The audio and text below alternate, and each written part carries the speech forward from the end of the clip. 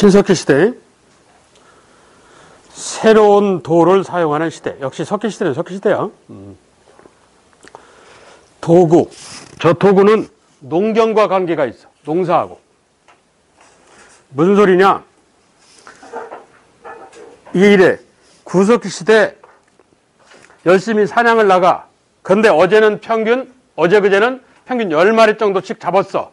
근데 최근에는 2마리, 3마리 갈수록 느는 게 아니라 줄어. 시간이 지나면 지날수록 사냥 기술이 발달해서 수확을 더 많이 해야 될 거 아니야, 사냥을. 근데 희한하게 줄더라고. 원인이 뭔지를 몰랐어. 한편 그의 부인 만순이가 저 남편 믿었다가는 이 집안 식구가 굶어 죽게 생겼어. 구석기 시대도 성관계를 가져요. 아무 때 아무 곳에서 아무하고나 이걸 자폰 혹은 나눈이라고 하는데 느낌은 하는 거야. 옆에 있는 애 밥을 먹든 말든 간에 해요.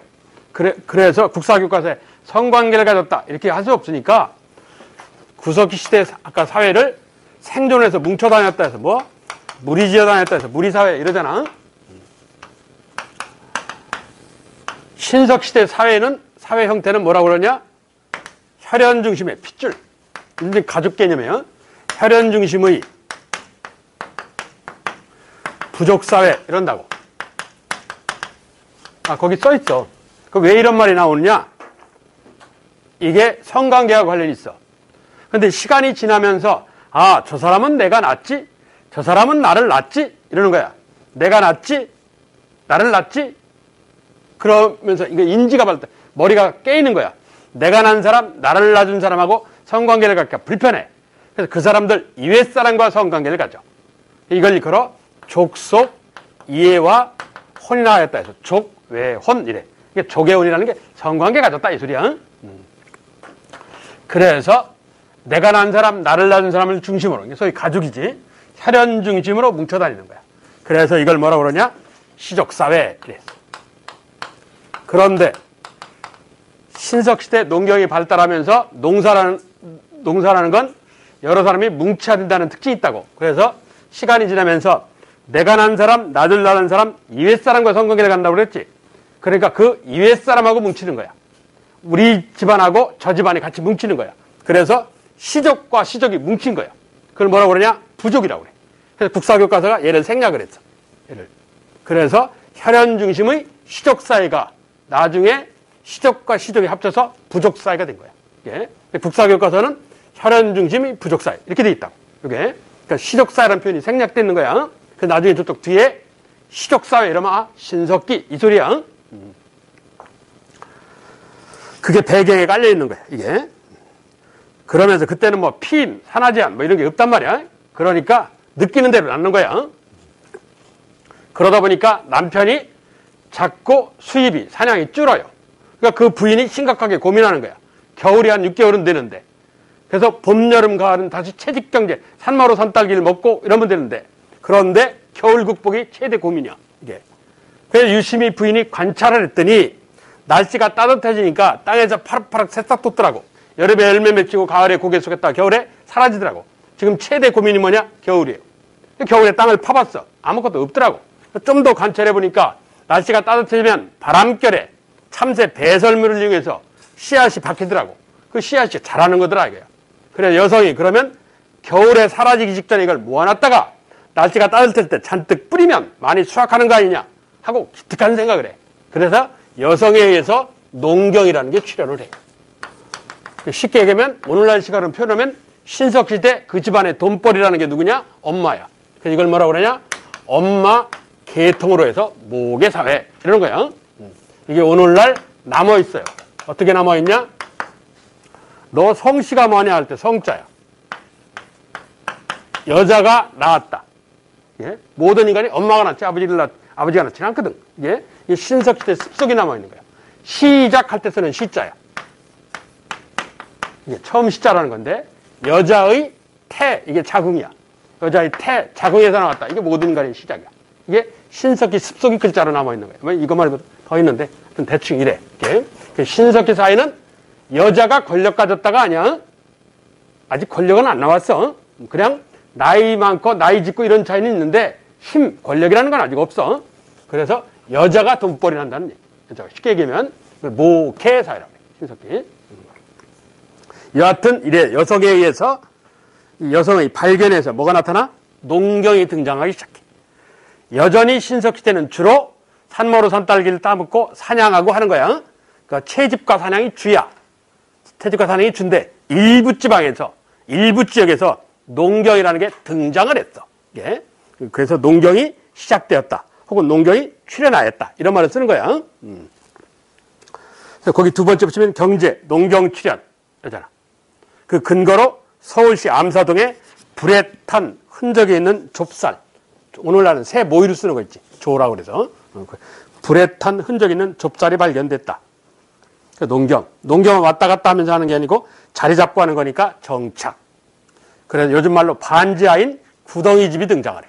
그 구덩이집을 아까 내가 그 고고학, 경기도 연천 전국리 고고학을 시작한 인물이 김원룡이라고 그랬지. 그래서 우리나라 고고학을 시작한 사람이 김원룡 박사라는 사람이야. 그 사람이 경상북도 상주 사람이야. 그 사람이 이 반지하 집을 경상도 사투리, 방언으로 명명을 했어. 그 명명한 놈이 장땡이야. 그걸 뭐라고 그러냐? 구덩이를 움이라고 그래, 그래서 움집 이러는 거야. 지금 말로 하면 반지하 이 소리야. 그래서 움집이라는 집 형태가 등장을 해. 자, 그게 신석기 농경의 얘기야. 그거와 관련된 게 위에 도구예요. 도구. 무슨 소리냐? 자, 새 모이로 쓰는 좁쌀. 좁쌀을 쌀 3분의 1, 4분의 1 정도 작아. 조그매. 손으로 잡기도 힘들어. 그걸 껍데기를 까야 돼. 그냥 먹으면 꺼끌꺼끌해서 입안에 상처가 다 나요. 이게. 그래서 이걸 쭈그리 건져서 까. 그래서 이게 하나 까는데 몇 시간 걸린다고. 그거 몇 개 까갖고 그거 배불리 먹을 수 있겠느냐 하는 얘기야. 그러니까 어떤 머리 좋은 애가 머리를 쓴 거예요. 돌을 갖다 비벼. 열심히 이렇게. 비비니까 이게 한쪽이 평평해지더란 말이야. 그래 놓고 여기다 조를 놔. 좁쌀을. 이래 놓고 돌을 갖다 놓고 왔다 갔다 하니까 이게 돌아가면서 껍데기가 까지는 거야. 기술이 드는 거지, 얘가. 그러니까 인류는 이렇게 머리 좋은 몇 명이 발전시키는 거야, 원래. 그래서 이걸 뭐라고 그러냐? 제일 위에 봐봐, 도구. 갈아서 쓴 돌, 간석기, 이러는 거야. 돌을 가른 거지. 그래서 거기 그림을 해놨는데, 가는 돌 위에 손으로 잡은 거, 갈돌. 가는 판, 갈판. 이러는 거야. 여하튼 신석시대는 어떻게 했다고? 농경 관련해서 돌을 갈아서 썼어. 그래서 그걸 간석기 시대. 이러는 거야. 신석기 특징이야. 뭐하고 밀접한 관련이 있다고? 농경하고. 국사는 시작에서 끝이 농경이라고 했어. 농경이 중요해. 그러면서 농경 출현은 뭘 가져오냐? 토기를 가져와. 토기, 흙그릇. 왜? 토기는 용도가 뭐냐? 곡식 저장이야. 곡식 저장하는 데 쓰는 거야. 토기는. 그런데 이 토기가 청동기 시대 토기를 먼저 발견했고 신석기 시대 토기를 늦게 발견했어. 그래서 청동기 시대 토기를 발견했는데 아무런 무늬가 없더라고. 아산, 온양에서. 그래서 민무늬, 민자, 무늬가 없는 민무늬 이랬단 말이야. 근데 나중에 토기를 하나 발견했는데 걔도 무늬가 없어. 걔도. 그런데 밑바닥 쪽이 약간 좀 달라. 그래서 나중에 이름을 붙인 게 그 옆에 있는 일찍 나온 아무런 무늬가 없는 데서 이른 민무늬 토기. 이러는 거야. 자, 이게 신석기 농경이 나타난 신석기 초기 단계의 토기야. 그래서 거기 이른 민무늬 토기 하는 거야. 갈돌, 갈판 옆에. 구석기 시대 사람들은 내륙의 물가, 강가에서 살았어. 그리고 신석기 시대는 아까 빙하에서 간백으로 넘어간다고 그랬지. 그래서 강에 바닷물이 들어온다고 그랬지. 그래서 신석기 시대 사람들은 강가에도 살지만 어디까지 갔느냐? 해안가, 바닷가까지도 갔어. 바닷가까지도. 사는 범위가 넓어진 거야. 이 신석기 시대 사람들이. 자, 이러면서 신석기 바닷가에는 해수욕장 같은 게 있잖아. 사력질, 모래가 많아. 모래에다가 그릇을 이렇게 세워놓으면 해풍, 바닷바람에 자빠져요.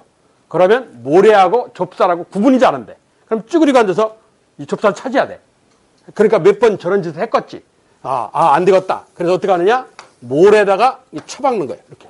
그래서 신석시대 토기는 밑에가 뾰족해. V자 형태야. 이렇게. 그래서 거기 이른 민무늬 토기 하는 거 보시면 밑에가 이렇게 V자 형태잖아. 그리고 신석기를 대표하는 게 빗살무늬 토기라는 거야. 요즘은 이게 빗살무늬라고 아니고 색인무늬라고 부르는데 여하튼 비우는 형상인지 이게 생선 가시 문양인지는 몰라. 여하튼 이름 붙이는 마음이니까 빗살무늬 토기. 이게 신석기 토기야. 신석 토기. 토기는 용도가 뭐라고? 곡식 저장. 곡식 저장이라는 건 뭐가 있었다는 얘기야? 농경이 있었다는 소리야. 예. 하여튼 모든 토기는 그래. 곡식 저장용기야. 그래서 이른밀무늬 토기, 이게 신석기 초기 토기야. 그랬다가 신석기 대표적인 토기가 비오는 형상에서 빗살무늬 토기 이러는 거야. 그리고 그 옆에 흑요석 이러는데, 이건 내가 필요해서 얘기를 했는데 최근에 이게 시험에 나왔어. 내가 이렇게 자꾸 찾아서 내거든. 나도 찾아서 자꾸 가르치는 거야. 이게 흑요석인데, 이 흑요석이라는 게 뭐냐? 그 전에 있었는데 잊어버렸어. 이 흑요석은 어디서 나온 거냐? 지진이 있는 지역에서만 나와. 지진이 발생하는 지역에서 나오는 돌이야. 이걸 잡아갖고 톡 치면 유리 깨지듯 쫙 갈라져요. 아주 미세, 이걸. 그래서 나무 같은 데 앞에다 깨진 조각을 끼는 거야. 그래 놓고 칼 같은 기능을 써. 짐승을 잡았어. 그럼 껍데기를 벗겨서 먹어야 할 거 아니야. 껍데기 통째로 먹기 힘들단 말이야. 껍데기를 벗기는데 그 손으로 찢을 수가 없잖아, 껍데기를. 그런데 이런 걸 갖고 이렇게 착착착 쪼개는 거지. 그런데 이거는 어디서 나온다고? 지진 있는 지역에서 나와. 한반도는 백두산 인근에서 나온단 말이야. 그럼 백두산까지 가갖고 이 칼 벌어가 다니기 힘들잖아. 거기 가다가 죽어요. 그러니까 당시 구석시대는 한반도하고 일본하고 붙어 있었다고. 같은 땅이야. 그랬다가 구석기에서 신석기 넘어갈 때쯤 여기 이렇게 떨어진 거야. 그때만 해도 얼마 안 떨어졌겠지. 이게 자꾸 이렇게 떨어져 간단 말이야. 이게 지금 한반도 일본이 그렇게 형성되는 거야. 이게 떨어지는 게 구석기 말기에서 신석기 초기에 떨어져. 이게 당시만 해도 얼마 안 떨어졌을 테니까 아마 구석시대 한반도 살던 사람이 그 스시마 대마도 일본 쪽에 가갖고 뭔가를 주고 토기를 줬을 거로 추정을 하는데 토기를 주고 이 흑요석을 구해온 것 같아. 그게 흑요석의 사연이야. 왜 내가 이렇게 공들여 설명하냐? 그 흑요석 밑에다 뭐라고 하느냐? 신석기 시대 일본과의 교류. 신석기 시대 한반도에 살았던 사람들이 일본과 교류할셈을 입증하는 게 흑요석이라는 돌이에요. 예. 한국이 신석기 시대부터 일본과 거래한 거야. 응? 그게 흑요석 하는 거야. 자, 이런 신석기 시대의 중요한 특징은 농경이 나왔다. 농경이. 그걸 입증할 수 있는 게 토기고. 이게 가장 중요한 포인트야. 경제, 농경 출연. 여전히 신석기 때는 주 수입원은 뭐요? 사냥과 어로야. 물고기 잡는 거, 사냥과 어로. 일부 농경이 나왔을 뿐이지 주 수입이 농사는 아니에요. 예?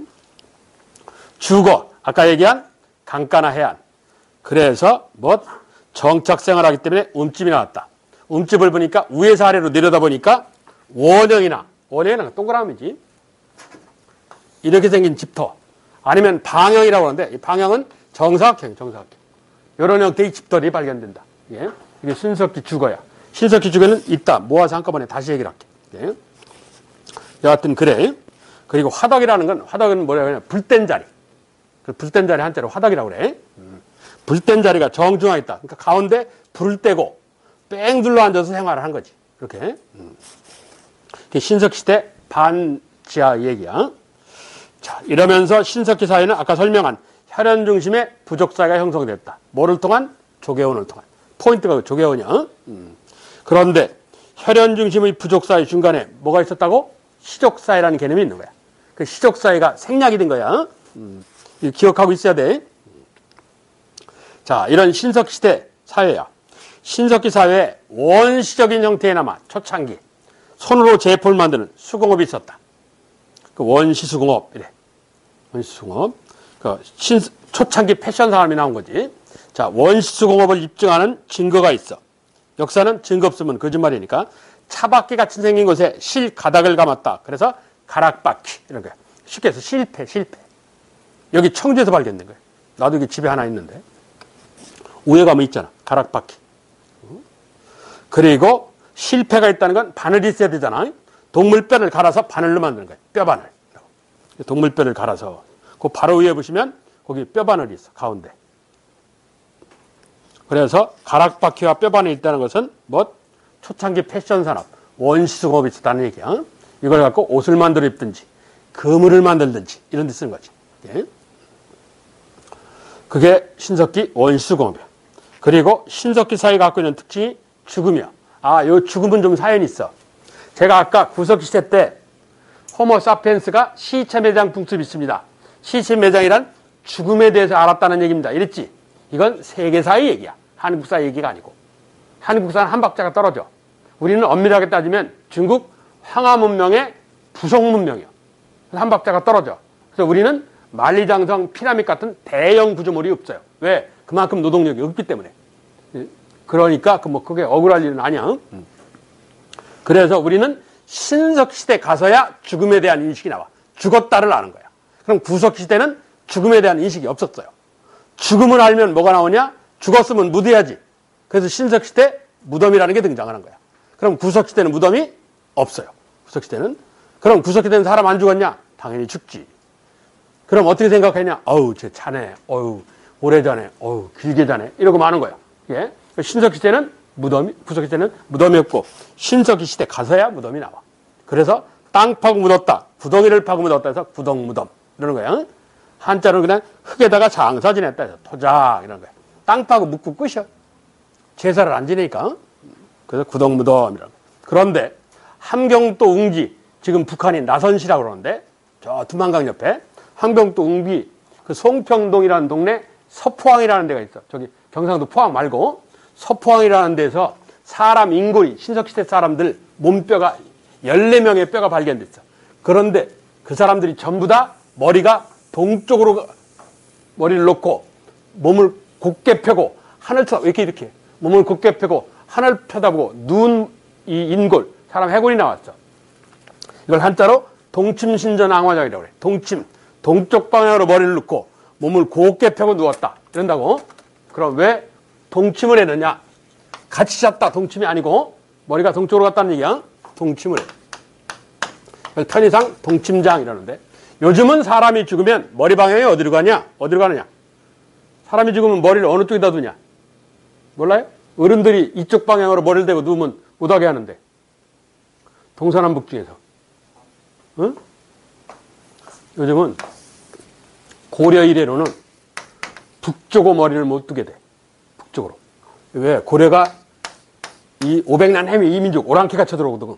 그 오랑캐에 대한 항의 뜻이 있어. 그래서 우리 민족은 북쪽에 대한 부정적인 인식이 있어요. 북쪽을 별로 안 좋아해. 북쪽을. 그래서 북침을 해. 사람이 죽으면. 그리고 백제애들은 중국의 선진 문화를 빨리 받아들였기 때문에 나라가 빨리 성장을 했어. 그래서 중국에 대한 감사가 있어. 중국이 한반도에서 서쪽에 있지. 그래서 백제들은 사람이 죽으면 서침을 해. 머리 방향이 서쪽으로 가. 그런데 신석시대 사람들은 사람이 죽으면 머리 방향이 어디로 간다고? 동쪽으로 가. 이걸 동침이라고 그래. 같이 잤다가 아니고. 자, 거기 동침신전항화장, 동침을 밖으로 빼. 왜 머리 방향이 동쪽으로 갔느냐? 신석시대 농경이 등장해. 농경은 절대적으로 뭐가 필요하냐? 광합성 작용, 태양이 필요해. 그래서 머리가 동쪽으로 드는 건 뭐? 아침에 해가 뜨신, 어제 아침에 해가 동쪽에서 떴어. 그런데 그 다음날 해가 또 동쪽에서 뜨잖아. 그렇듯 나도 다시 살아나게 해주십시오. 이러는 거야. 그래서 이 동침, 머리 방향으로 이 동쪽으로 가는 이유는 태양 숭배야. 무슨 사회냐? 농경사회라는 뜻이야. 그런데 그 14개의 해골 옆에 보니까 돌 화살촉이 있고 돌 식기가 있더라고. 그 소위 부장품이라는 건데, 그게. 그 돌 화살촉 있고 돌 식기가 있어. 이건 무슨 소리냐? 돌 화살촉으로 사냥을 해서 식기에 담아 먹어라. 그러면 신석시대 사람들이 또 뭐를 알았다는 얘기냐? 죽고 난 뒷세상을 알았다는 얘기야. 죽고 난 뒤에 또 다른 세계가 있다고 생각한 거야. 이걸 뭐라고 그래? 내세라고 그러죠. 내세. 그 혹은 죽고 난 뒷세상에서 사후세계 이러는 거야. 내세인적인. 죽고 난 뒷세상에 있었다는 생각을 했다. 이게 동침신전 앙화장을 통한 해석이야. 신석시대 사람들은 농경사인 관계로 태양을 죽이시는 게 같다. 그리고 또 내세 신앙이 있었다. 이런 거야. 그게 동침신전 앙화장, 동침잔의 사회냐. 죽으면 첫째 이렇게 무덤을 만들어. 그 두 번째, 쟤는 죽었지만 나는 안 죽어야 할 거 아니야. 나 안 죽을 거예요. 그런다고 그게 안 죽어지냐고. 그런데 잘하면 안 죽을 것 같아. 왜? 아침에 해 떠서 저녁에 해가 져. 해가 동쪽에서 떠서 서쪽으로 져. 그리고 해가 희한하게 동쪽에서 꼬박꼬박 하루에 하나씩 떠. 어제는 7개 뜨고 오늘은 1개 뜨고 내일은 안 뜨고 이러지를 않더란 말이야. 이게 봄 다음에 여름, 여름 다음에 가을, 가을 다음에 겨울, 다시 봄. 항상 이래. 그러니까 사회가 이렇게 조직적으로 돌아가. 그러면 그런 탁월한 능력을 가진 사람은 틀림없이 나를 안 죽게 할 거 아니냐. 나를 다시 살아나게 할 거 아니냐. 그래서 육지는 앞만 뒤져봐도 그런 능력을 가진 애가 안 보여. 그런데 지금 조사하는 데가 어디냐? 이 태양이야. 태양에 사는 애한테 부탁을 하면 잘하면 내가 안 죽을 것 같아. 그래서 태양한테 부탁하는데 여기 사는 놈 휴대폰 번호를 몰라. 근데 어떤 놈이 안다고 나서 얘가 누구겠어? 응? 그래서 내가 얘를 통해서 하늘에 부탁을 하는 거지. 예? 그럼 얘가 누구야? 이 연결자가 S1에 놨잖아. 누구야? 샤머니즘, 무당이야, 무당. 무당을 통해서 하늘에 연결하는 거지. 예? 그래서 이걸 샤머니즘이라고 해. 지금도 존재하는 거야. 무당 굿하는 거. 이러면서 이 세상 모든 것에 영혼이 있다는 생각을 해. 이걸 뭐라고 그러냐? 애니미즘. 애니미즘은 지금도 있어. 신년새 해 뜨는데 보러 가고 비고 그러는 거. 돌멩이 앞에서 비고. 그러잖아. 지금도 많이들 하잖아. 그게 애니미즘이요. 아직 신석기 못 벗어났어. 예. 그리고 많은 동물을 그러면서 내가 어떻게 하라냐? 가면 갈수록 사냥개시 느는 게 아니라 자꾸 줄는 이유는 내가 많은 동물을 잡아먹어서 이게 멸종, 사라져갔구나. 그러면 올해 내가 사냥해서 먹고 살려면 동물을 보호해야 되겠구나. 그래서 동식물 보호 숭배사상을 토테미즘이라고 그래. 이걸 그래서 신석시대 샤머니즘, 애니미즘, 토테미즘 같은 게 출현해. 이걸 우러르랑 믿으시는 뭐라고 그래? 신앙이라는 거야. 신앙. 이 신앙이 조직화된 걸 종교라고 불러요. 신앙이 발전한 걸. 자, 신석시대 중요한 특징이 뭐가 출현했다고? 가장 중요한 게 농경이요. 또한 신석시대는 뭐가 나타나? 무덤이 나타나고 신앙이 출현해. 샤머니즘, 애니미즘, 토테미즘. 그래서 토테미즘은 동식물 보호 숭배사상. 고조선의 곰토템, 동해의 호랑이 토템, 만주의 깨고락지 토템, 일본의 원숭이 토템, 프랑스의 그 로꼬 하는 운동화, 옷상표 있잖아. 거기에 뭐가 그려졌냐? 수탉 그려져 있지. 프랑스에는 수탉 토테미즘이 있어요. 그리고 멕시코에는 100년에 한 번씩 꽃을 피는 선인장이 있어. 사포테라는. 그래서 사포테라는 선인장 숭배사상이 있어. 그래서 이게 토테미즘이란 동식물 보호 숭배사상. 이러는 거야. 샤머니즘, 애니미즘, 토테미즘 하는 우러랑 메들신. 신석기 후기에 신앙이 나왔어. 신앙이 언제 나왔다고? 신석기에. 예술행위는 나중에 모아서 한꺼번에 하자고. 자, 이번에는 신석기 유적지야. 신석기 유적지는 구석까지 구체적으로 알 필요 없어. 그냥 어떻게 알면 되냐? 첫째, 제주 고산리. 첫 번째는 거. 제주 고산리. 기원전 8000년, 지금부터 10,000년 전에 한반도에 신석기가 시작됐다는 증거가 제주 고산리야. 두 번째, 신석시대 가장 대표적인 유적지. 서울 암사동. 그리고 세 번째, 부산 동삼동. 그 세 개만 기억하면 돼. 내용 필요 없어. 그냥. 제주 고산리, 부산 동삼동, 서울 암사동. 어느 때 유적지라고? 신석기 유적지. 이러면 끝이야. 예? 구석기처럼 내용할 필요 없어. 자, 그게 신석기 시대야. 예?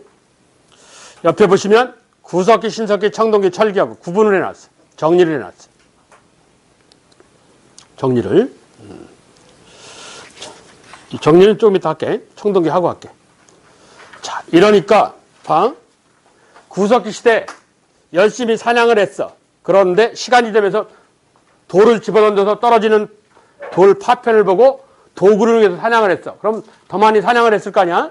그럼 가면 갈수록 사냥개수 늘고 더 많이 수확해야 되는데 어느 날 보니까 자꾸 줄어. 10마리, 5마리, 2마리 이렇게 줄더란 말이야.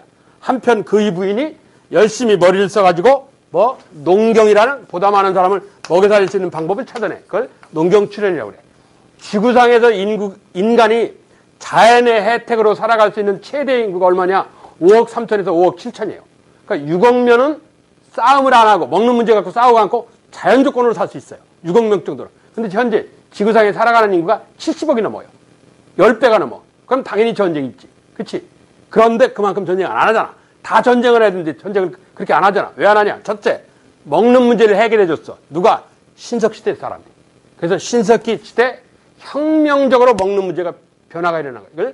이걸 신석기 혁명이다. 이게. 뭐를? 농경출현. 첫째, 먹는 문제의 첫 번째 해결이 농경이요. 보다 많은 사람을 먹여 살릴 수 있는 방법이요. 이게. 두 번째는 산업혁명. 공장에서 대량으로 만드는 거. 그렇잖아. 그래서 농경출현을 신석기 혁명이라고 부르는 거야. 농경출현을. 그래서 이 농경이 중요해. 이런 사연을 갖고 있기 때문에. 그러니까 그의 남편이 부인이 돈벌이를 하니까 남편이 권위가 안 쓰잖아. 사냥지를 북쪽으로 옮겼어. 그래서 북쪽으로 옮겨서 사냥을 하다가 어떤 어린애가 저수지에 빠져. 그래서 그 꼬마를 구해줬어. 그랬더니 그 꼬마 아버지인 듯한 사람이 나타나서 왜 말은 안 통하는데 대충 고마워하는 것 같아. 그러면서 감사의 선물을 주더라고. 그런데 말이 안 통하니까 이 선물의 용도를 몰라. 쓰임새를 몰라. 이걸 줬는데. 그런데 이게 어디다 쓰는 건지를 몰라. 그래서 그냥 이렇게 줬어. 용도를 모르면 못 쓰는 거니까. 다음날 옆집 사는 강호동이라는 애하고 시비가 붙었어. 당연히 강호동하고 내가 싸우면 내가 치지. 그런데 내가 이길 수도 있어요. 어떻게? 인간은 도구라는 걸 이용할 줄 알아. 그래서 내가 구석으로 몰려. 따갑하니까 이걸 막는다는 게 엉겁결에 이렇게 다고. 그러니까 강호동이 배를 뜨고 이렇게 푹 들어가더란 말이야. 아하, 이게 여기다 쓰는 거구나. 그 다음날은 책 이기고 뭐고 필요 없어. 만나면 무조건 찔르고 다녀. 이렇게 하고. 그래서 얘가 갖고 있는 건 다 뺏어도 내가 갖는 거야. 그러니까 얘가 겁먹었어. 항복 이러는 거야. 너 나 따라와. 예. 그럼 나는 푹푹푹 그렇게 찔르고 다녀. 그럼 얘는 따라오면서 얘들이 갖고 있는 거 다 주워오는 거야. 그래서 나는 80개 갖고 쟤는 20개 갖는 거야. 이게 청동기야. 청동기 별거 없어. 청동기가 무슨 거창하게 나온 게 아니야. 청동기 설명 다 했어요. 봐. 자, 거기 청동기. 첫째, 정치적으로 정복사업이 나왔다. 전쟁.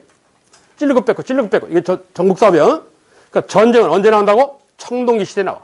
신석시대까지는 전쟁이라는 게 없어요. 예? 사회적으로 내가 찔릴 테니까 너는 주서라. 뭐? 내가 시키고 쟤는 시킴을 받는 거지. 지배 피지배의 차별이 생긴 거야. 그걸 뭐라고 그래? 계급사회. 이런 거지. 차별사회가 시작된 거야. 청동기에.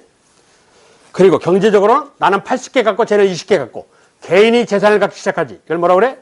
개인 소유의 재산이 왔다. 사유재산. 이러는 거야. 그리고 역사적으로는 차별이 시작됐다. 무슨 소리야? 청동기의 차별이 시작됐다는 말을 거꾸로 뒤집어 엎으면 구석기에서 신석기는 차별이 없는 세상이지. 뭐야? 평등사회야. 평등을 알아서 평등이 아니라 그런 것 자체를 구분할 줄 몰랐어. 이걸 원시적 평등이라고 그러는데, 그래서 제가 아까 뭐라고 했어? 선사시대는 신석기하고 청동기하고 구분하는 게 가장 중요하다고 그러잖아. 신석기는 농경이 출현했고 원시적 평등사회. 청동기는 뭐? 차별이 출현했다. 이런 거야. 전 세계적으로 국가는 지배, 피지배의 차별이 있어야 국가가 나와. 전 세계적으로 국가는 어느 때 나와? 청동기 시대에 나와. 그래서 한반도도 고조선이라는 국가가 청동기에 나오는 거야. 이게.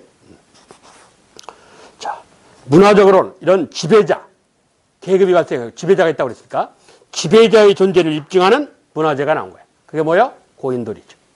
고인돌. 그래서 고인돌은 정치 권력과 경제력을 반영한다. 제가 질문, 수업 도중에는 시간이 없어서 질문 못 받는데, 쉬는 시간에 질문 받는 걸 좋아해. 좋아하는 건 둘째 치고, 좋아할 일은 아닌데. 하여튼 모르면 물어봐. 그리고 내가 수업이 끝나고, 끝날 때쯤에는 다음 주에 여기서 여기까지 나가고 싶습니다. 이래. 그대로는 뭐 안 될 수도 있는데, 예? 그러면 연필을 들고 시간에 여유가 계시면 예습을 해오는데, 연필을 들고 모르는 단어, 모르는 내용을 동그라미를 쳐. 그럼 그 다음 주에 내가 수업을 하는데 내가 다른 교과목 선생님처럼 느긋하게 뭐 얘기하듯이 설명해주고 이해할 때까지 기다리고 그럴 시간 여유가 없어요. 이것도 지금 상당히 속도가 느린 거예요, 지금도. 그러니까 이게 빠른 시간, 단어 같은 건 빠른 시간에 설명하고 지나간다고. 하면 훅 지나간단 말이야, 이게. 그러니까 단어, 어려운 단어든가 필요한 단어는 설명하고 지나가는데 오래 설명을 못 해요. 이렇게 간략하게 했으면 딱 설명하고 알아들 만큼 수준에 설명하고 넘어간다고, 이게. 그러니까 이 사람이 표시를 해놨으면 관심이 생겨. 관심이 생기면 그 단어가 귀에 들어오는 거야. 뭐 관심이 없으면 맨날 지나가도 몰라요. 근데 어느 날 알았어. 이거 여기 썼네? 이렇게 되는 거야. 사람이 관심 있어야 보여. 아는 만큼 보는 거야. 그런 거야, 사람인 거야. 아는 만큼 보는 거야. 아는 만큼 이해하는 거고. 그러는 거야. 모르면 마냥 모르는 거야, 이게. 그래서 예습할 시간이 계시면 그렇게 예습을 하라고. 그렇게. 밀감치 분량을 대충 얘기를 하니까. 복습이 중요하지 예습이 중요한 건 아니야. 근데 예습을 할 때 그렇다 하는 얘기. 자, 이 청동기야. 이 고인돌은 정치 권력과 경제력을 반영한다. 이게 무슨 소리냐? 강화돼. 우리나라가 전 세계적으로 고인돌이 한 11만 개 정도 추정을 해. 전 세계 학자들이 11만 개 정도 추정하는데 우리 거라고 우리가 주장하는 게 5만 4천 개 정도 돼요. 한반도하고 만주를 포함해서. 근데 한반도 고인돌은 또 여러 가지 형태야. 이 서양 고인돌은 단순해. 영국의 스톤헨지 이렇게 하고 끝 아니야. 그러니까 우리는 고인돌이 상당히 다양해요. 이렇게 생긴 고인돌도 있고, 사람은 이 밑에다 묻을 수도 있고 여기에 묻을 수도 있어. 묻는 게 별로 중요한 건 아니니까. 이걸 일명 탁자식 고인돌이라고 그래. 주로 북쪽 지방에서 많이 발견돼. 꼭 북쪽에서만 나온 건 아니야. 전라남도 화순에, 전라남도 저쪽 밑에야. 그러니까 남쪽에서도 이게 발견됐어. 예, 그래서 지금은 탁자처럼 생겼다고 해서 탁자식 고인돌 이렇게 불러. 그리고 이런 고인돌도 있어. 바둑판처럼 생겼다고 해서 이걸 바둑판식 고인돌. 옛날에는 이건 남방식, 남쪽에서 발견됐다 남방식 이러는데 이게 북쪽에서도 나왔어. 의주에서도 나왔어. 저기 압록강 있는 데서도. 그래서 지금은 바둑판식이라고 그래. 그리고 여기 충청도에서 주로 많이 발견되는 이런 고인돌도 있어요. 자, 이게 땅이야. 이렇게 그냥 흙만 돌만 덮어놓은 거야. 얘는 받침돌이 있는데 얘는 받침돌이 없어. 이걸 덮개식이라고 해. 한자로 개석식이라고 하는데 이것 말고도 뭐 고인돌이 다양해. 그런데 가장 대표적인 게 이 강화도에 78톤짜리 이게 탁자처럼 생긴 고인돌, 이 탁자식 고인돌 이걸 갖고 설명할게. 78톤짜리 고인돌을 만들려면요, 성인 몸무게를 기준으로, 성인 몸무게가 1968년도에 정하기를 성인 남자 몸무게를 얼마로 정했냐? 65kg로 정했어요. 65kg로. 그래서 65kg 되는 사람이 지금은 조만간에 아마 바꿀 거야. 73이나 74. 내가 그런 73인데 73이나 74 정도로 바꿀 텐데 저 엘리베이터 보시면 안다. 알아. 저 엘리베이터 타보면 몇 인승이라는 표시가 있죠. 그럼 몇 인승이라는 건 1인승의 기준이 얼마간에 있다는 얘기 아니야. 저게 원래 65kg를 1인승으로 한 거야. 그래서 10인승 그러는데 4명 타면 삐 소리 난다고. 왜? 68년도에 정해놓은 거라. 영양 상태가 안 맞는 거야. 지금은 평균이 70kg들이 넘거든, 몸무게가. 그러니까 10명이라고 했는데 4명, 5명 타니까 삐소리가 나버리는 거지. 저걸 바꿔야 된다고, 저게. 10인승 그러면 10명이 타도 삐소리가 안 나야 된단 말이야. 그게 상식 아니야, 그게. 여하튼 65kg 되는 사람들이 이 78톤짜리 고인돌을 만들려면 돌을 옮겨야 돼. 돌을 50m를 옮긴다는 전제 조건 하에서 50m를 돌을 옮겨서 무덤을 만들려면 이게 몇 명 있으냐? 500여 명 정도가 필요해. 최소한. 이게. 그러면 78톤짜리 고인돌이 나왔다는 것은 500명을 모은 사람이 있는 거야. 500명을. 그게 정치 권력이라는 거야. 그게. 그럼 이게 경제력하고 무슨 관계가 있냐? 이 500명을 불러서 무덤을 만들었어. 할아버지 무덤을. 우리 할아버지가 부족장이었거든. 이게. 근데 그 다음에 충격받고 할머니가 또 돌아가셨어. 모여라. 안 와요. 왜? 5시간 걸려서 떼약볕 여름 밑에 고인돌을 만들어줬는데 반대급부가 없잖아. 그러면 할머니가 돌아가실 때는 안 와요. 그게. 그럼 다음에 부탁하려면 어떻게? 500명한테 비비빅이라는 아이스크림 사준 사람이 있는 거예요. 내가 그걸 좋아하거든. 그러면 78톤짜리 고인돌이 나왔다는 것은 500명을 불러들이는 힘, 정치 권력. 500명한테 아이스크림 사주는 경제 능력. 있어야 78톤짜리 고인돌이 나와요. 예? 전라남도 화순 내산마을이라는 데는 200톤짜리 고인돌이 있어요. 예? 이게 고인돌의 사연이야. 그래서 이 고인돌은 뭐라고? 500명을 부르는 부족장, 정치 권력이 등장한 거예요. 예? 그래서 고인돌이란 정치 권력과 경제력을 반영한다. 이런 표현을 쓰는 거야. 예?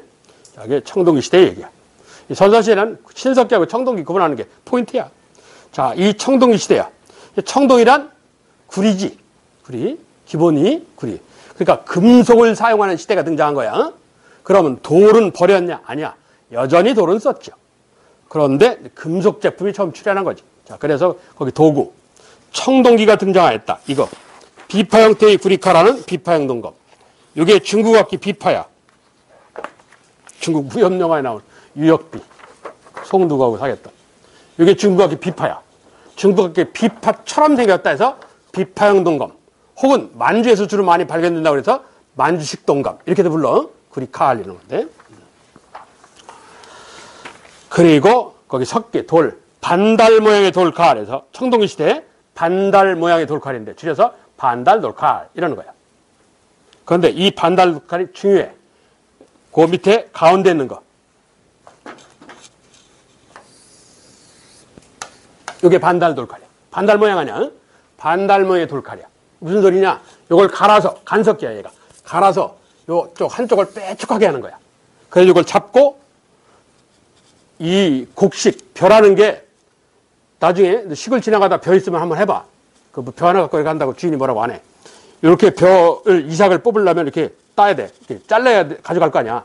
그 손으로 하면 거기가 질겨요, 대가. 이게 한 5분 정도 해도 잘 안 끊어질걸? 상당히 질겨요, 그게. 그러면 그 벼 하나 따는데 5분씩이나 할 일이라고, 이게. 그러니까 어떤 기술 좋은 놈이 돌과 돌을 갖다가 비벼갖고 한쪽을 빼쭉하게 만든 거지. 그래서 벼를 잡고 톡톡톡 치는 거야. 뭐 돌칼, 칼 기능을 하는 거야. 그러니까 뭐 하는 데 쓰는 거라고? 벼, 이삭을 제거하는 데 쓰는 거야. 반달돌칼이. 거기다가 벼, 이삭 제거. 이러면 돼. 반달돌칼에다가 벼, 이삭 제거. 그럼 괄호 열고 벼, 이삭을 제거했다는 것은 뭐가 있다는 얘기야? 벼농사가 있었다는 얘기죠. 완전한 정책을 뜻하는. 농경이 발달해서 벼농사까지 나온 거지. 완전한 정책을 입증하는. 벼농사는 아침에 뿌려서 점심에 수확하고 이러는 거 아니잖아. 거의 1년을 거쳐야 된단 말이야. 그래서 이 반달돌칼이라는 석기가 등장해. 그리고 뭐 아무런 문양이 없는 아까 얘기한 민문이토기. 왜? 농사는 평야지대로 가야지. 신석시대는 해안에서 살았다고 그랬지. 해안에는 평야가 별로 없어. 그래서 어떻게? 내륙으로 이동을 하는 거지. 평야지대로. 그래서 내륙은 바닷가는 모래가 있으니까 토기가 어떻게 됐다고? 밑에가 뾰족했는데 내륙은 땅이 딱딱하니까 이걸 박으려고 그랬더니 깨지더란 말이야. 아, 환경이 바뀌었구나. 그래서 밑에가 어떻게 돼? 평평해지는 거지. 예? 그래서 아무런 문양이 없는 뭐 민문이토기. 요거는 밑에가 뾰족하니까 뭐 일찍 나온 이른 아무런 문양이 없는 민문이토기. 얘는 신석기 토기고 얘는 청동기 토기야. 둘 다 무늬가 없는데 이걸 구분할 줄 알아야 돼. 둘 다 용도는 곡식 저장. 농경하고 관련 있어. 그래서 거기 아산에서 발견된 이 민문이 토기야. 이렇게 청동기 시대 대표적인 도구의 비파형 동검하는 청동기. 그리고 이 여전히 석기를 사용했다. 대표적인 거 반달돌칼. 반달돌칼은 특히 벼농사하고 관계가 있다. 그리고 곡식 저장용기인 민문이 토기. 이렇다고 그 밑에 기와집처럼 생긴 게 있지. 첫 번째. 이렇게 해서 왜 기와집처럼 생긴 거 있지. 그 옆에다 뭐라고 쓰냐면 옆에다가 이렇게 써. 옛날에는 이게 국사교과서 내용에 있다가 지금은 이렇게 옆으로 이동을 했는데 이게 시험을 낼 수 있어. 또 낸 적도 있고. 농경문 청동기라고.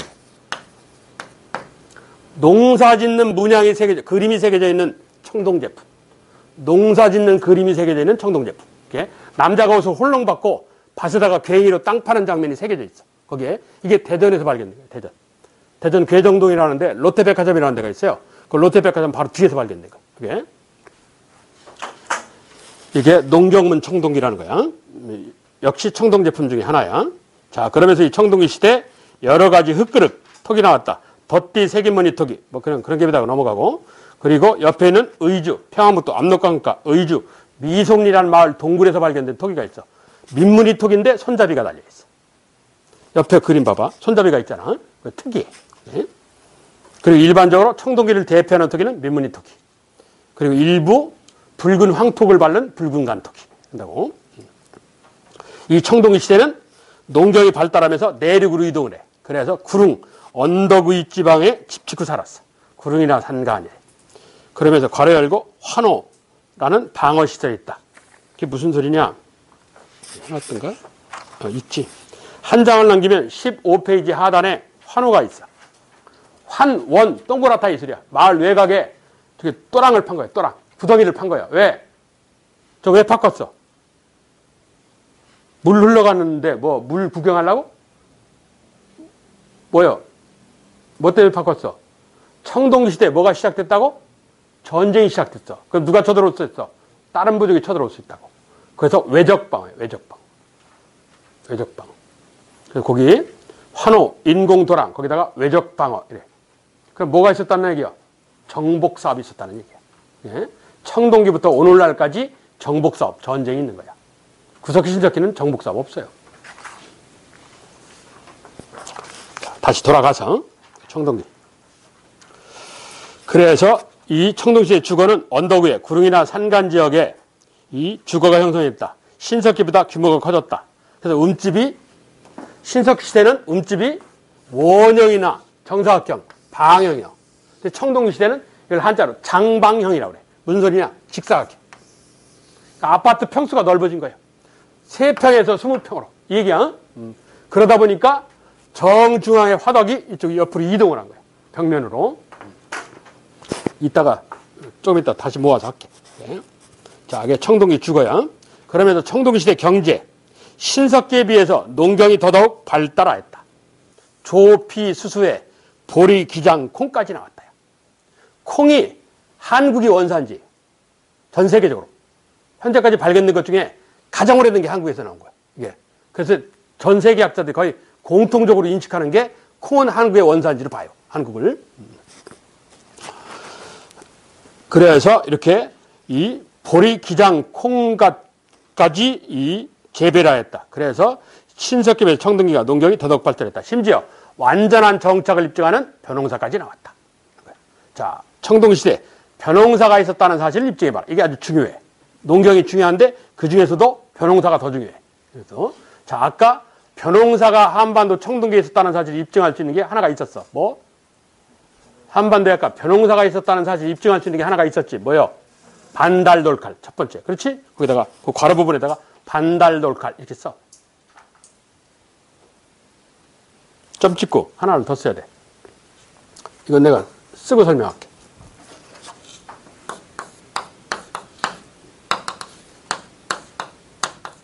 탄화암이라고 그래. 탄화암이. 무슨 소리냐? 불에 탄 흔적 있는 쌀. 이 소리야. 불에 탄 흔적 있는 쌀. 아까 신석시대 탄화조 이랬지. 이건 서울시 암사동에서 그릇 안에 불탄 좁쌀이 발견됐어. 그런데 서울 암사동에서만 처음 불에 탄 흔적 있는 좁쌀이 발견됐지. 그 뒤에는 지금도 가끔 발견이 되는데 이 좁쌀은 다 불에 안 탄 게 나와요. 불에 안 탄 게 나오는데 서울 암사동에서만 불에 탄 흔적 있는 게 나왔어. 그래서 국사교과서를 수정하고 지금까지 쓰는 거야. 예, 수정을 해야 되는데. 그런데 이 벼는 몽땅 지금도 불에 탄 게 나와. 얼마 전에 충청남도 서천에서 벽시 창고가 발견했어요. 지하에서 땅을 파다가 엄청나게 한 쌀이 나왔는데 몽땅 다 탔어. 그러니까 불에 탄 흔적이 있는 쌀에서 탄화미 이러는 거야. 쌀이 나왔다고. 벼 껍데기 깐 건 쌀이라고 그러잖아.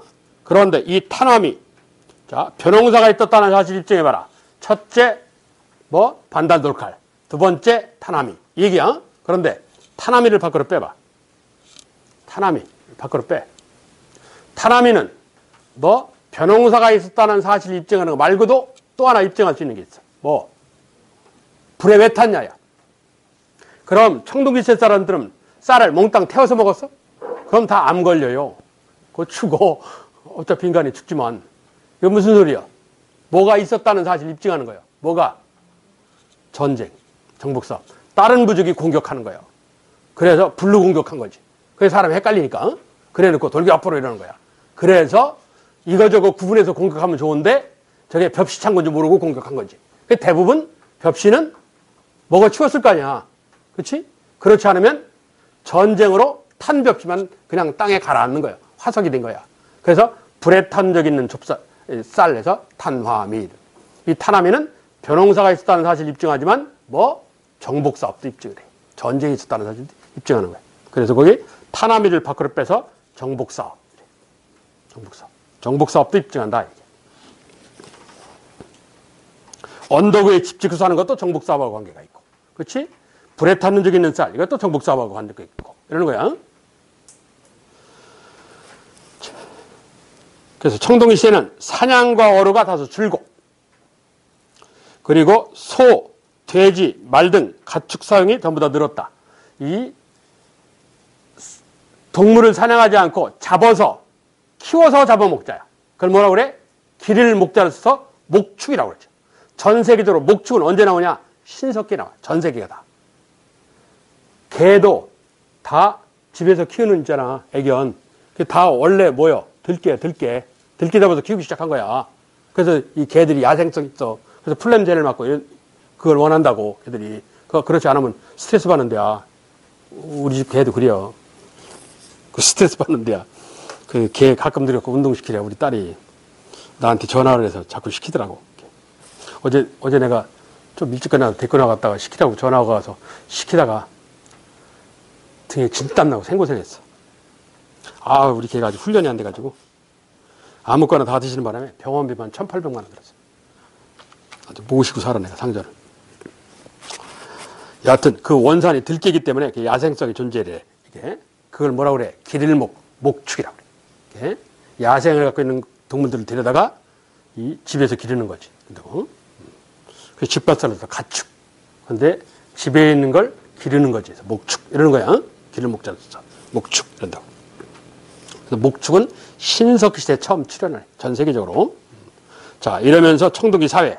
지배 피지배의 차별이 나타나고 지배자가 존재하니까 무리의 우두머리가 있는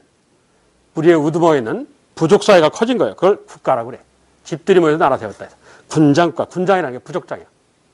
부족장. 지배자가 있는, 부족장이 있는 국가 형태를 뜻한다. 군장국가. 이걸 한국사에다가 대입하면 최초의 군장국가가 뭐야? 고조선이지. 고조선이 등장한 거예요.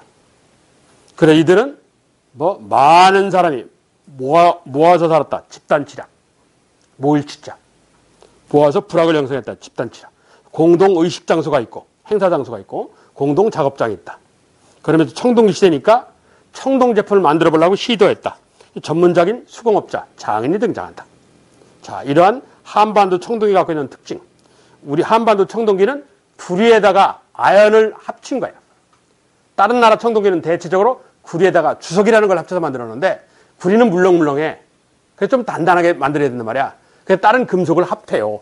근데 우리나라는 구리에다가 아연을 합했어. 구리에다가. 다른 나라는 주로 주석을 합했는데 그런 특징이 있어. 크게 중요하진 않으나. 그리고 거기 동물형, 이 청동기인데 동물형 장식이 나왔다. 호형, 그 밑에 해놨어. 호랑이, 마형, 말. 대구는 뭐냐? 뻐클이야, 뻐클. 혁대 뻐클. 이게 지금 남아있어. 우리말로 띠고리 장식이라고 그러는데 어디에 남아있냐? 남자들 양복에 보면 있어요. 옛날 사람들 옷에 이렇게 예를 들어서 이 옷이 이렇게 벗었다 입었다 하는 거니까 단추가 덜 발랄 때예요. 이렇게 묶었을 거 아니야. 홀라당 안 벗겨져야 되니까 그 옷빈 같은 게 있단 말이야. 이렇게 묶었다고 이게 그랬는데 이게 단추가 나오고 지퍼가 나오면서 얘가 필요 없는 거야. 옷빈이. 그래서 얘가 이사를 간 거예요. 어디로 이사 갔냐? 여기로. 남자 양복에 보면 여기 이렇게 실로 이렇게 박음질해 놓은 이게 배지 같은 거 다는 데 있지. 원래 그 배지 달라고 만드는 거 아니야. 이게 요 띠고리 장식이 여기 이사 간 거야. 유습 흔적이 남아 있는 거야. 요게 그걸 한자로 대구라고 그래. 대구. 혁대로 써면 뻐클 기능에 해당되는 거야. 이게. 일종의 옷빈이야. 옷빈. 예. 자, 그리고 청동기 시대 청동 제품 농기구는 없다요. 왜? 무거워. 농기구를 안 맞아. 그리고 물렁물렁해. 농기구를 안 맞아. 예. 그럼 청동기 시대 농기구의 재료는 뭐냐? 돌이나 나무야. 돌도끼 뭐 이런 거. 그리고 아까 얘기했다시피 청동기 시대는 지배 피지배의 계급 차별이 시작된 거지. 그리고 많이 가진 사람, 적게 가진 사람, 재산상의 차별. 그리고 남자와 여자의 역할 차별. 남자는 한자로 이게 사내남자야. 사내남자인데 무슨 소리냐? 이게 밭전자에다가 힘력자야. 한자로. 밭에다가 힘쓰는 일을 하는 사람이 남자야. 예? 주로 힘든 일을 해. 그래서 이 남자를 뭐라고 그래? 바깥 양반 이런다고. 여자는 젊은 여자가 무릎 꿇고 애 젖 먹이는 형상이야. 이게. 그래서 여자는 육아야. 육아. 그래서 이걸 뭐라고 그래? 안주인 이러지. 이 역할 차별. 이게. 그래서 청동기부터 차별이 시작해. 지배 피지배의 계급 차별. 그리고 많이 가진 사람, 적게 가진 사람, 재산상 차별. 그리고 남녀의 역할 차별. 이런다고 지금까지 차별 사회가 존재를 한 거야. 이게. 자, 그러면서 청동기 시대 지배자의 무덤이 나타났다. 아까 얘기한 타짜식, 바둑판식. 그리고 돌무지 무덤 어쩌고저쩌고. 이건 나중에 설명할게. 그리고 예술행위. 아까 잠깐 언급한 경상도 울산에 옛날 울주라고 그랬는데 울산에 울산 반구대 바위그림. 오른쪽에 보다시피 고래 사냥 모습. 그리고 경상도 고령 양전동이라는 동네. 이 알터 지역이라고 하는데 알터는 기말지 탄생설하고 관련된 지역이야. 그래서 알이 나온 곳에서 알터 이러는 거야. 거기에 바위면에 거기 확대를 해놨는데 바위면에 이렇게 된 게 있잖아. 이게 뭐냐? 요거에다가 이렇게 점을 찍으면 이게 뭐 같아 보이냐? 태양이야. 그래서 그 동심원을 밖으로 빼. 뭐라고 쓰냐? 태양숭배. 태양숭배. 태양숭배. 괄호 열고. 뭐를 뜻한다고? 아까 농경사회. 우리는 농경사회니까. 그 뜻이야. 그래서 농경이 중요하다니까. 예? 자, 이 청동기 시대 요것만 설명하고 쉽게.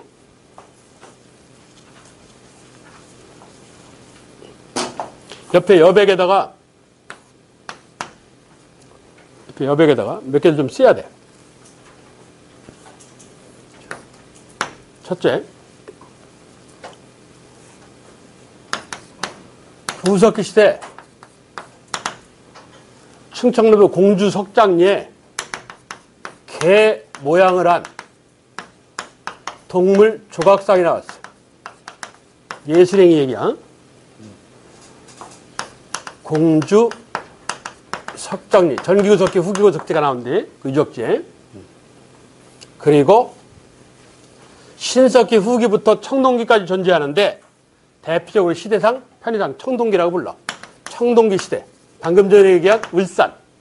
옛날 지명으로 울주 반구대 발그림에 고래 사냥 모습의 그림이 나왔어. 울주 반구대.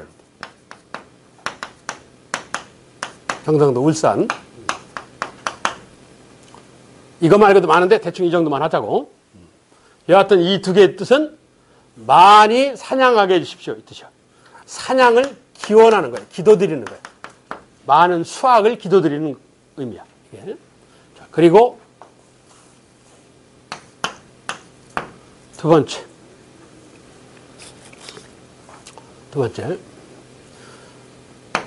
역시 몇 개만 골라서 청동기 시대 경상도 고령 좀 전에 얘기한 이 양전동이라는 동네 발면에 동심원 그림이 나왔다. 동심원. 고령 알터이죠.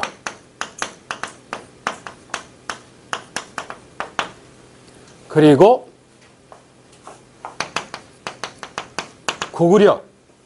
고구려라는 나라를 세운 시주가 누구냐?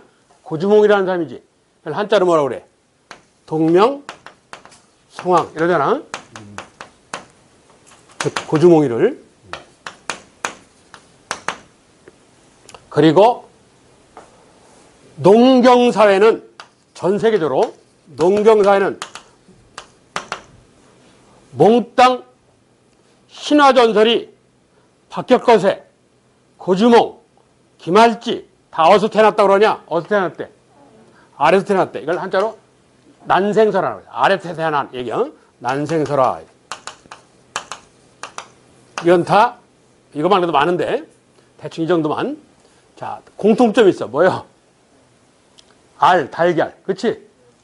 이게 달걀 아니야? 달걀에다 점 찍어봐. 태양 되잖아. 그치? 동쪽으로 밝아오는 동심원. 이러잖아. 다 이 태양이야. 뭐요? 태양 숭배야. 무슨 사회? 농경사회. 유목문 하면, 아, 오늘 해 안 떠? 그럼 해 뜨는 대로 가지 뭐. 이러면 된단 말이야. 이동생활 하니까. 근데 농경사회는 정착을 해야 되니까 왔다 갔다가 불가능하다고. 이게. 그리고 마지막. 세 번째. 신석기 시대 경상도 영천이라는 데서 체격 좋은 여자의 흑인형이 나왔어요. 이걸 풍만한 여인상 이러는데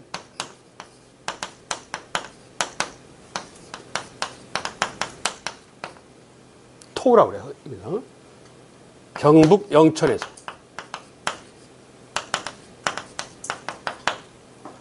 여러분 중학교, 고등학교 미술책이나 책에서 많이 봤어. 인터넷에도 많이 봤을 테고. 오스트리아에서 흑인형이 나온 거 있어. 벨렌도르프 비너스라고 그래갖고 이렇게 가슴하고 엉덩이가 크게 든 흑인형이 있어. 그거하고 똑같은 게 나왔어. 똑같은 게. 그리고 현재 오늘날 현재 결혼식을 가보면 결혼식이 끝나고 난 뒤에 신부가 친구를 세워놓고 꽃집어 던지지. 그럼 친구 중에 하나가 꽃 받고 막 이러지. 그걸 뭐라고 그래? 그럼 그 꽃을 뭐라고 그래? 뭐 받는다고 그러잖아. 부케라고 그러죠. 자, 그 결혼식이 끝났어. 신랑 신부가 한복을 차려입고 시아버지 시어머니한테 인사를 하죠. 거기를 뭐라고 그래? 그 인사하는 데를 뭐라고 그러냐? 무슨 실 이러잖아. 그 행위를 뭐라고 하는데 패백이라고 그래. 패백. 이게 똑같아. 두 개가 다. 그 얘네들이 몰라서 똑같은 데 두 번 하는 거야. 이게. 이 부케는 어디서 나온 거냐? 로마 외곽에 게르만 민족이라는 오랑캐 족속이 있어. 오늘날 유럽 놈들이 다 게르만 민족들이야. 이게 그 게르만이라는 우리나라 따지면 거란족, 여진족 정도 되는 놈들이야. 그 게르만 민족 애들이 혼인 방법이 약탈혼이라는 거야. 그러니까 몽골의 보쌈이라는 거하고 똑같은 거야. 이게 약탈하는 거야. 그러니까 말이 약탈이지 둘이 눈이 맞은 거야. 사전에. 둘이 눈이 맞아갖고 손잡고 도망간 거야. 이걸. 그러면 그 집에서는 딸이라는 노동력이 사라지는 거 아니야. 이게 아깝잖아. 그러니까 이걸 찾으러 온단 말이야. 그러니까 이 부부가 친구들을 문 앞에 지켜라 이러는 거야. 그리고 안에 가서 둘이 관계를 갖는 거야. 이게. 그 결혼식장에 가면 그 친구들 지켜라 하는 애들이 있다고. 얘네들은 뭐라고 그래? 들러리라고 그러죠. 그 결혼식장에 들러리가 있단 말이야. 그 들러리가 여기서 나온 거야. 지내는 관계를 가져. 그래 놓고 둘이 잘 살자. 그래. 내일의 복을 기원하는 거예요. 그러면서 오랑캐 이동생활하는 유목문화니까 주변에 있는 꽃 같은 걸 따갖고 이렇게 내일의 운수를 점치는 거야. 던져. 꽃잎을 던져갖고 꽃잎이 떨어지는 만큼 자식이 많이 낳기를. 이런 뜻이야. 이게 부캐가. 이게 자식이 많이 낳기를. 뭐요? 다산 이 뜻이야. 그런데 이런 짓을 하면서 엄청 안 나요.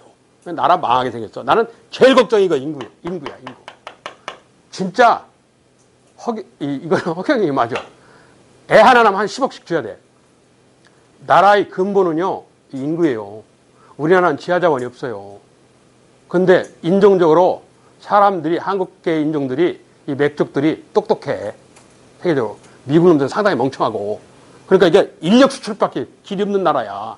그러니까 외국에서 원자재를 사다가 제품을 내다 팔고 이러잖아. 그거 얘기는 방법이 없는 나라예요. 그런데 안 나. 그럼 나라 망해야지. 이게 제일 걱정이 이게.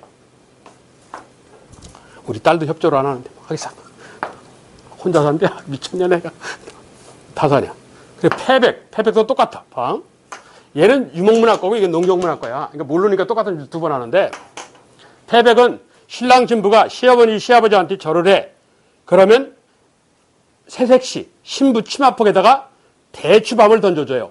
그걸 주로 누가 하느냐? 시어머니가 하는데 시어머니가 하는 거 아니야. 시아버지가 하는 거야. 원래.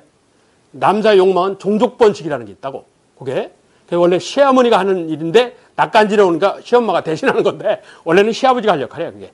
대추밤을 던지는 건 대추는 한자로 조해서 일찍조자로 해석해. 그리고 밤은 율 이런 거야.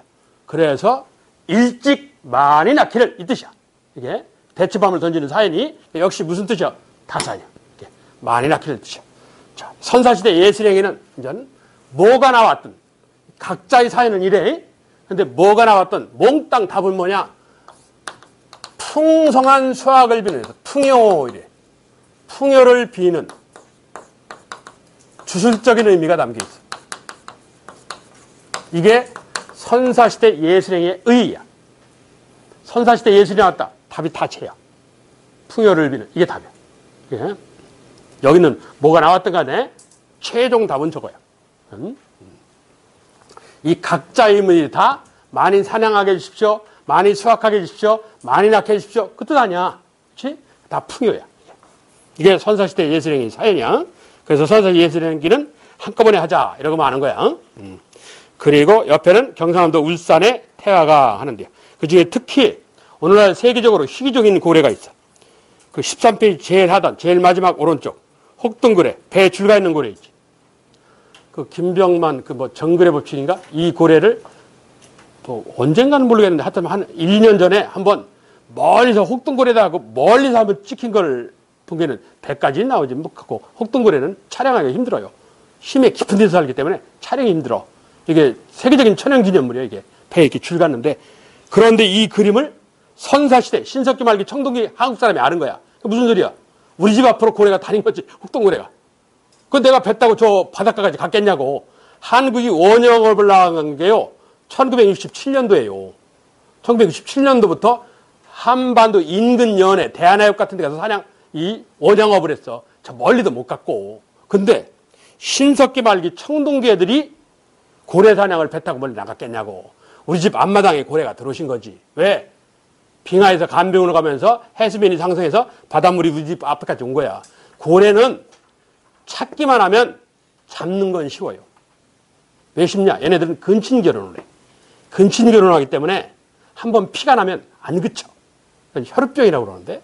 그러니까 한번 작살을 꽂았지. 그러면 지칠 때까지 따라다닙니다. 피 흘려갖고 지쳐요. 그러면 주워오면 돼. 그게 고래 사냥 방법이야. 포경이라고 해서.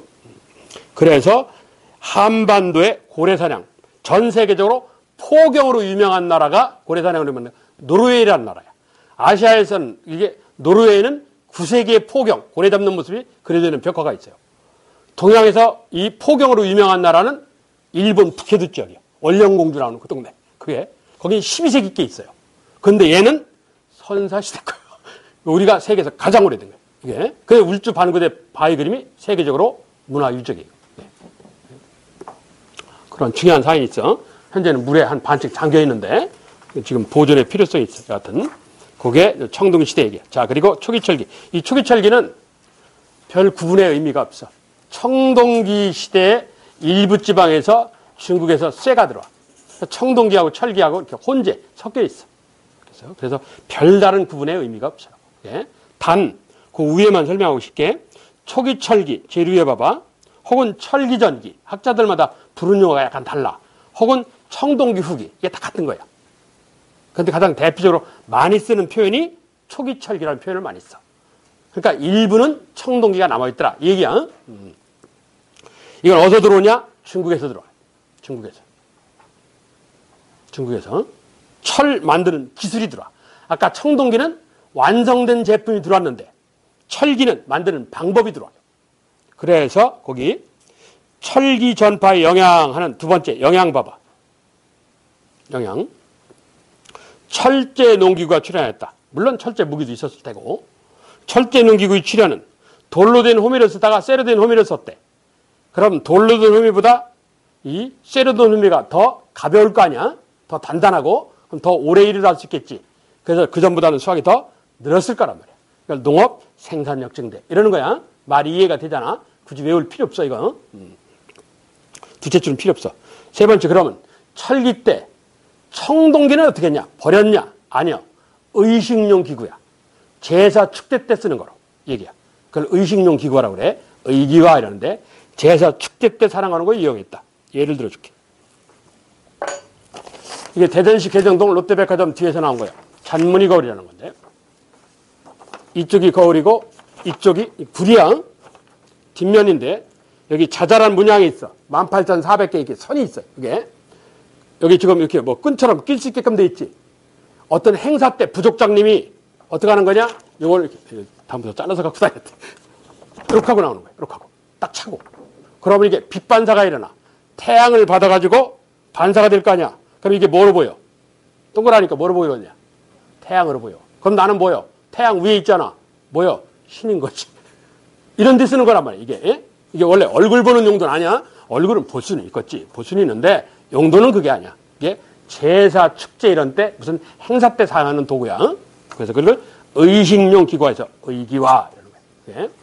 그래서 철기 때 청동기는 어떻게 했다고? 의식용 기구화했다. 의기화했다. 그걸 기억을 하셔야 돼. 철기 때 청동기는 의식용 기구, 의기화하였다. 자, 그게 청동기, 철기 얘기야. 잠깐 쉬었다가 나머지 앞에 구석기, 신석기, 청동기를 정리하고 그리고 나머지 얘기를 할게. 선사시대 거의 다 끝났어. 그리고 국가만 하면 돼. 잠깐 쉬었다 합시다.